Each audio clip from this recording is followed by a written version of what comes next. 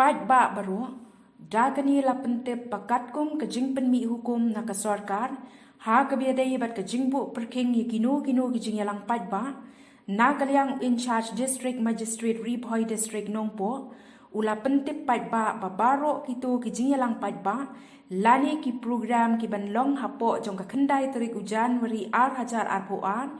ki baladep yo jingbit na ka office jong ka district magistrate Riphoi district, la sya yaki bakin penyat bet yaki program jongki.